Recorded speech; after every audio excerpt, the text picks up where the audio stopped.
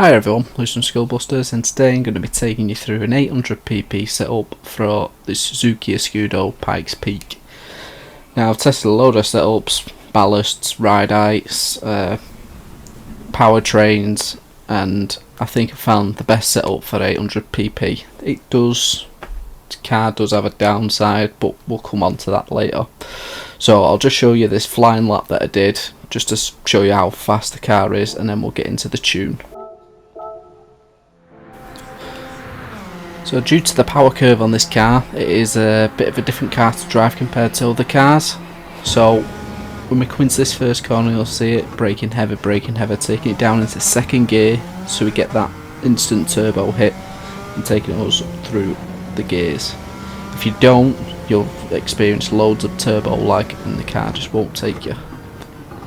So there you go, coming through the S's, keeping it slow, getting that turbo going.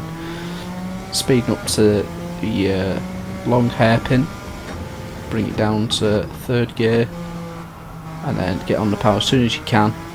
As soon as you get on that power, it'll take you wide, so you don't want to be coming on it too early. And then take it down to the hairpin at the bottom. So much nostalgia with this, honestly. Brake at the 100 metre mark, again, bring it down to second, try and avoid third. Hitting the hammer as soon as you can, and then you can't floor it through these corners like you can with the GR1 cars. You've got to slow it down a bit, and then you back on the accelerator down to the hairpin, again down to second gear, braking at 100 metre mark, and then absolutely flooring it. And this will bring us to, well, my best lap on this track, a 1:33.9 I think it is. Oh, 1:33.6. And I think there is room for improvement on that, but it is a blisteringly quick car. So let's jump into the tune. So this is the 800pp tuning setup. So we've got the racing hard tyres to give us the longest lasting tyres and lowest PP. Body height, we've gone as high as we can, 160 and 156. This will give us the lowest possible PP to get the highest amount of power out of the car. Anti-roll bar I took down to 3 because you don't really need it. Brought the damping down slightly to 30. On the compression, on the expansion I brought it down to 38. This was a big one. Stiffness brought all the way down from 5 to 3.5. That'll let the car be a little more flexible, because otherwise it's quite twitchy.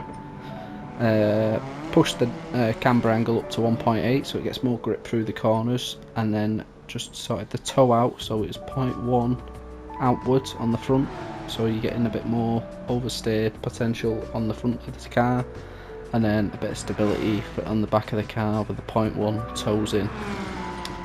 The diff, we've lowered it as much as we can across the board here, so level 5 on the front, on everything, level 8 on the acceleration and torque, and level 15 for the braking. Also changed the front rear torque distribution, so I think it was on like 45-55, changed it to 35-65 because that's a good middle ground to be in, and then that'll hopefully give you as little understeer as possible whilst having the benefit of the four-wheel drive traction. Next up, we maxed out the downforce, 500, 700. The maxing out the downforce means that we can go through the long sweeping corners quicker.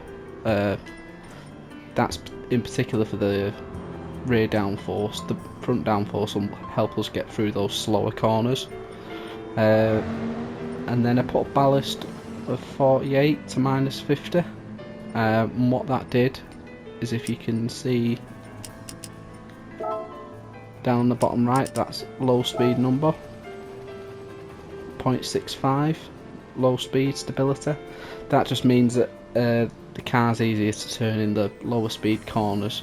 You can go higher, but it affects your fuel efficiency if you take it higher. Power restrictor on 90, output adjustment on the ECU at 92, that gives you the best possible acceleration. And put the top speed to 280. You don't need it much more than that, and that gives you good gear ratios in the lower end, which is where you can suffer with this car. And there's nothing else changed on it, and that's all there is. So this is the race, and this is the big weakness of the Suzuki Escudo, and you can see it straight away there in the bottom right. 3.5 laps of fuel remaining. On fuel map 1, this car will do 4 laps, which is not ideal at all. But saying that, it's a cracking car to drive, so you can't go far wrong, and I think you'll only do 1 minute 30 of a longer race, which isn't the end of the world really, is it? So these are a couple of options you can do. You can go fuel map 1, pit 3 times. It'll give you 4 laps per tank. Another option is to go fuel map 4. I'll let you pit twice, and fuel map 6 doesn't really give you much extra, but you can just have a couple of laps where you fuel map 1. So say fuel map 6 on your out lap and your in lap, and then whenever you're overtaking. But if you get a clear gap on the track, just hit fuel map 1, floor it, go as fast as you can, try and get that 1:33 lap time, which is possible. Oh yeah, I think I did a 1:33.9 in this race, but I'll show you that lap now. So here we go, we're going full pedal, fuel map 1, got quite a clear track in front of us, so we're going to go for it. As you can see on the right hand side there, I've got a 1:34.6 in the bag, and I just think to myself, come on, we can go a bit faster than this. Just got the sectors on the right hand side there as well. So again, down into second gear, getting that turbo going. Just cutting the grass slightly there, it doesn't really matter, I'd stay off it. It'll give you a bit extra time. Funny, these corners, just slow down through them. You don't have to accelerate really through them. It's just about getting this exit just right. And there we go, accelerate up to the hairpin. Now you don't want to brake too heavy on the way in. What you want to do is get on the inside of that corner and just hold the speed, and then as soon as you know you've got that right rotation, speed out so you don't hit the wall.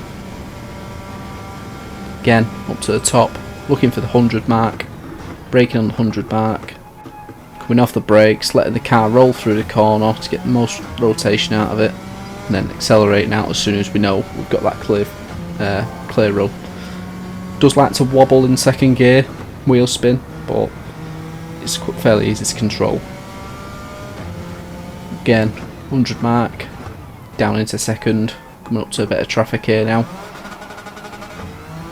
Pedal to the metal, and this will give me my 1:33 within the race. You could probably do better than this. I think you could get a 1:32 out of this car. Really do. It's so quick. There you go. Dead easy. So coming up to the end of the race, 1 minute 30 behind where you can be, but 25 minutes and 30 seconds. It's no problem that for me. For the amount of fun you get out of this car, it's fantastic. I did that with the 2-stop strategy, fuel maps 1 to 6. So yeah, hope this video has been helpful for you, and if it was, leave a like, subscribe, and I'll see you all next time.